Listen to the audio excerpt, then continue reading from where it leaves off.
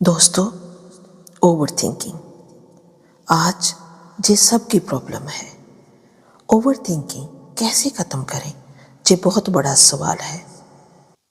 रात के 2 बजे वाला सच हम जानेंगे अर्जुन की कहानी में।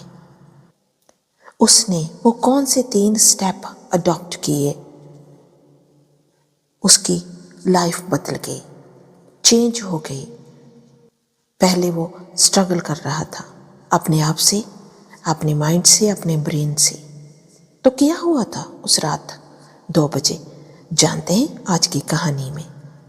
अर्जुन 20 साल का लड़का, रात के 2 बजे उसकी आंखें खुली थी, लेकिन नींद बहुत पहले कहीं भाग चुकी थी।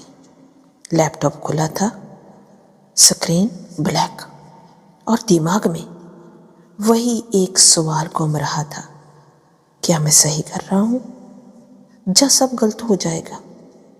कल ऑफिस में बॉस ने सिर्फ इतना कहा था, अगली बार थोड़ा बेहतर करो, लेकिन अर्जुन ने अपने दिमाग में उस एक लाइन को हजारों तरीकों से तोड़ मरोड़ कर सुना था।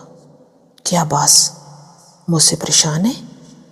क्या मुझे वो नौकरी से निकाल देंगे? सभी मुझे नकम्मा समझते होंगे।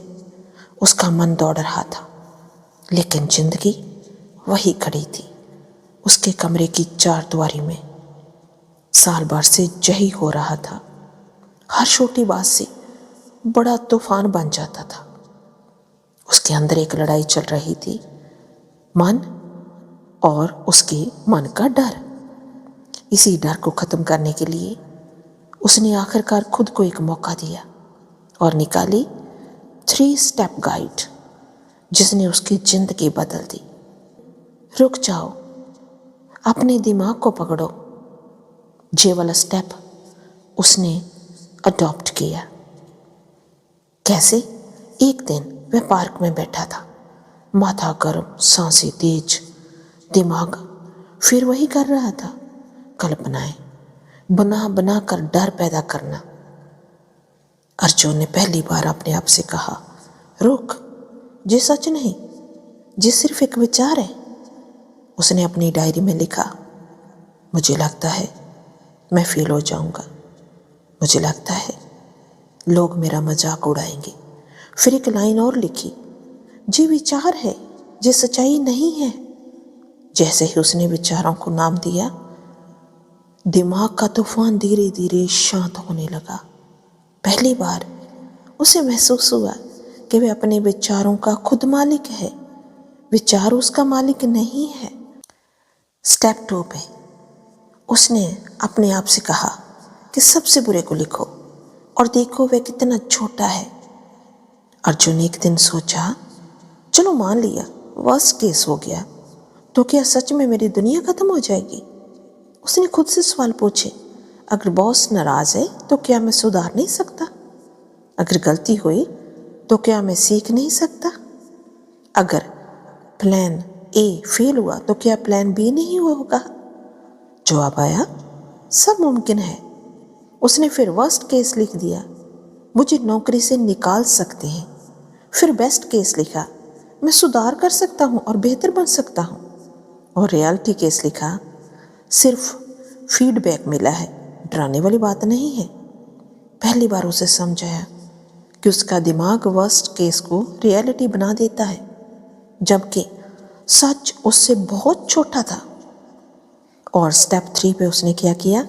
उसने सोचा, चलो एक छोटा कदम। अभी ओवर थिंकिंग अर्जुन को वही रोक देता था, विचारों के काले कमरे में बंद कर देता था। लेकिन उसने तीसरा कदम उठाया, सोच कम कदम ज्यादा। उसने अपना टेबल साफ किया, काम को छोटे छोटे टुकड़ों में बांटा और कहा, आज बस 10 मिनट काम करूंगा। 10 मिनट 20 मिनट्स बने, 20 मिनट्स 1 घंटा बन गया। और पहली बार उसने महसूस किया कि कदम उठाने के बाद डर पीछे छूट जाता है, क्योंकि दिमाग काम में लगते ही विचारों का शोर कम होने लगता है।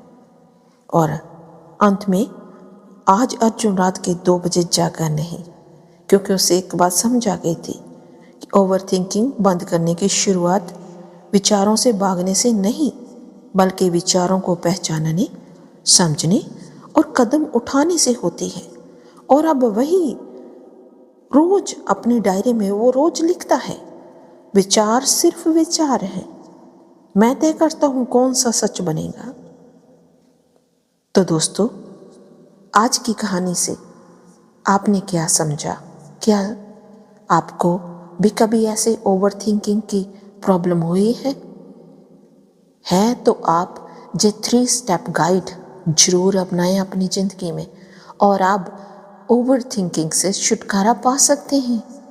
आपको आज की कहानी कैसी लगी हमें कमेंट बॉक्स में कमेंट करके जरूर बताएं। फिर मिलते हैं एक और नई कहानी के साथ।